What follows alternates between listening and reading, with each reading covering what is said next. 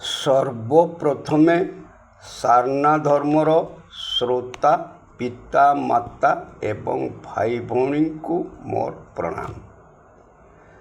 ଆଜିର ପଞ୍ଚମ ଅଧ୍ୟାୟ ଶୁଣିବା ପୂର୍ବରୁ ଆପଣମାନେ ସମସ୍ତେ ଜାଣିଛନ୍ତି ପୃଥିବୀ ମାତାଙ୍କ କନ୍ୟା ହିଁ ଭାରତବର୍ଷ।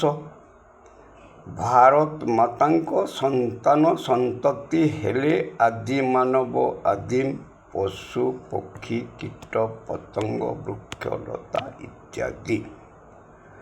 ଭାରତର ଆଦିମାନବ ଆଦିମ ଆଦିବାସୀ ହିଁ ଭାରତର ବଣ ଜଙ୍ଗଲରେ ନିଜସ୍ୱ ଧର୍ମ ମନ୍ଦିର ସାରନା ଜାହେର ପ୍ରତିଷ୍ଠା କରି ଗାଁ ସୃଷ୍ଟି କରିଥିଲେ।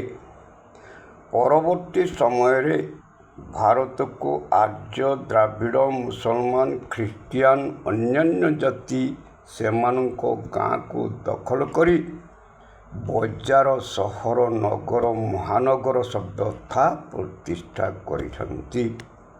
ଏହାର ପ୍ରମାଣ ଭାରତର ଇତିହାସ। ଭାରତର ଆଦି ଧର୍ମ ହିଁ ସାରନା ବା ସାରନା ଜାହେର। ସନାତନ ବୌଦ୍ଧ ଜୈନ ଖ୍ରୀଷ୍ଟ ଆଲ୍ଲା ଶିଖ ମିସାଇଲ ଇତ୍ୟାଦି ଧର୍ମର ଧର୍ମଗୁରୁଗଣ ଭାରତରେ ଧର୍ମ ପ୍ରଚାର କରିଛନ୍ତି। କାରଣ ଭାରତବର୍ଷ ହେଉଛି ଧର୍ମନିରପେକ୍ଷ ରାଷ୍ଟ୍ର। ଭାରତୀୟ ସମ୍ବିଧାନରେ ଏମାନଙ୍କ ଧର୍ମର ଧର୍ମକୋଡ଼ ମଧ୍ୟ ଦିଆଯାଇଛି। ଆସନ୍ତୁ ଆଜି ଆମ୍ଭେମାନେ ଜାଣିବା ଆଦିମଙ୍କ ନିଜସ୍ୱ ସାରନା ଜାହେର ସୃଷ୍ଟି ମନ୍ତ୍ର। ନିଜସ୍ୱ ହାତ ପାଞ୍ଚ ଆଙ୍ଗୁଳିରେ। ନିଜସ୍ୱ ହାତ ପାଞ୍ଚ ଆଙ୍ଗୁଳିରେ ରହିଛି 14ଟି ଗଣ୍ଠି ଏବଂ ଅଗ୍ରଭାଗ 5ଟି। ଗୋଟିଏ ହାତରେ ଆମେ 19 ହିଁ ଗଣିପାରିବା। ନିଜର ହାତ ପାଞ୍ଚ ଆଙ୍ଗୁଳିକୁ ଲକ୍ଷ୍ୟ କରନ୍ତୁ। ବୃଦ୍ଧ ଆଙ୍ଗୁଳିରେ 2ଟି ଗଣ୍ଠି, ଅଗ୍ରଭାଗ 1। ଅନ୍ୟ 4ଟି ଆଙ୍ଗୁଳିରେ 3 ଗଣ୍ଠି, ଅଗ୍ରଭାଗ 1। ବୃଦ୍ଧ ଆଙ୍ଗୁଳି ପ୍ରଥମ ଗଣ୍ଠି ପିତା ବା ଦେବ ପାଇଁ, ଦ୍ୱିତୀୟ ଗଣ୍ଠି ମାତା ବା ଦେବୀ ପାଇଁ। ପିତା ମାତା ବା ଦେବଦେବୀଙ୍କ ଦ୍ୱାରା ସୃଷ୍ଟି ଅଗ୍ରଭାଗଟି ପୁଅ ଝିଅଙ୍କ ଜୀବନ। ଏହାର ପ୍ରମାଣ ଆମେ ଯେକୌଣସି ସତ୍ୟତା ସପକ୍ଷରେ ଯୁକ୍ତି କଲେ ବୃଦ୍ଧ ଆଙ୍ଗୁଳିକୁ ଦେଖାଇ ହଲାଇ ଦେଉ।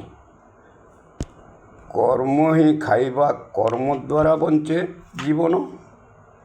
କର୍ମକୁ ନିର୍ଦ୍ଦେଶ କରିବା ପାଇଁ ସୃଷ୍ଟି ହେଲା ନିର୍ଦ୍ଦେଶ ଅଙ୍ଗୁଳି। ଏହାର ପ୍ରମାଣ ଏହି ଅଙ୍ଗୁଳି ଦ୍ୱାରା ଆମେ ଯେକୌଣସି କର୍ମ କରିବା ପାଇଁ ଆମେ ଅନ୍ୟକୁ ନିର୍ଦ୍ଦେଶ ଦେଉ।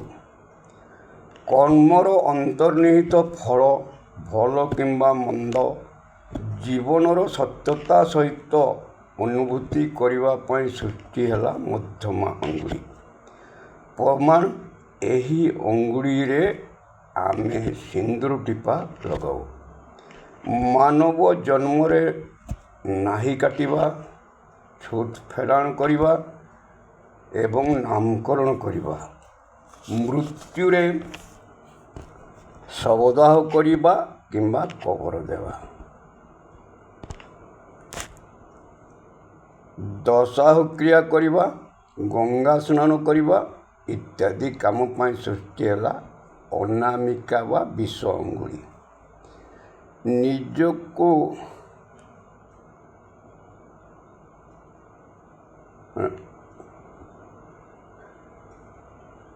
ନିଜର ଆୟ କେଉଁ ବାଟରେ ଖର୍ଚ୍ଚ ବର୍ଚ୍ଚ କରିବା, ଏହାର ହିସାବ ନିକାଶ ପାଇଁ ସୃଷ୍ଟି ହେଲା କେନି ଆଙ୍ଗୁଳି। ପ୍ରମାଣ ଏହି ଆଙ୍ଗୁଳି ଦ୍ୱାରା ହିଁ ମାନବ ହିସାବ ନିକାଶ ଆରମ୍ଭ କରେ। ଏହି ସବୁ ଧର୍ମର ଧର୍ମଗୁରୁ ହିଁ ସମାଜଗୁରୁ କହନ୍ତି। ବର୍ତ୍ତମାନ ଜାଣନ୍ତୁ ବୃଦ୍ଧ ଆଙ୍ଗୁଳିରେ ଅଛନ୍ତି ପିତାମାତା ଏବଂ ତାଙ୍କ ସୃଷ୍ଟି ପୁଅ ଝିଅ। ଆଦିମ ଆଦିବାସୀଙ୍କ ଦେବଦେବୀଙ୍କ ତିନୋଟି ନାମ ମାରାଙ୍ଗୁରୁ, ଜାହେରାୟ ଏବଂ ମଣେକ। ଏହି ତିନୋଟି ନାମକୁ ଡବଲ ନାମରେ ବୃଦ୍ଧ ଆଙ୍ଗୁଳି ଦ୍ୱାରା କେନି ଆଙ୍ଗୁଳିରୁ ଗଣା ଆରମ୍ଭ କରନ୍ତୁ। ମଣେକ ମାରାଙ୍ଗୁରୁ, ମଣେକ ମାରାଙ୍ଗୁରୁ, ମାରାଙ୍ଗୁରୁ ମାରାଙ୍ଗୁରୁ, ମଣେକ ମଣେକ। ମଣେକ ଜାହେରାୟ, ମଣେକ ଜାହେରାୟ, ଜାହେରାୟ ଜାହେରାୟ, ମଣେକ ମଣେକ। ଗଣା ଶେଷ ହେଲା, ସୃଷ୍ଟି ହେଲା ସାନ ସିର୍ଜନ ମନ୍ତ୍ର। ଏହି ଧର୍ମର ଧର୍ମ ଅନୁଭୂତିକୁ ହିଁ ଧର୍ମଗୁରୁ ସ୍ୱାମୀ ବିବେକାନନ୍ଦ ଆମେରିକା ଚିକାଗୋ ଧର୍ମସଭାରେ କହିଥିଲେ ତାଙ୍କରି ନିଜ ଭାଷାରେ, religion is nothing but realization of the own body material constructed as it were. The working force, action and reaction, realism, relation to truth, in between good and evil, work result is witness to the body. It is non-religion, what name may you call it. ଆଜି ପାଇଁ ଏତିକି, ଆଗକୁ ଜାଣିବା ପାଇଁ ଅପେକ୍ଷା କରନ୍ତୁ। ଭଲ ଲାଗିଲେ କମେଣ୍ଟ ଏବଂ ଅନ୍ୟକୁ ସେୟାର କରିବାକୁ ଭୁଲନ୍ତୁ ନାହିଁ।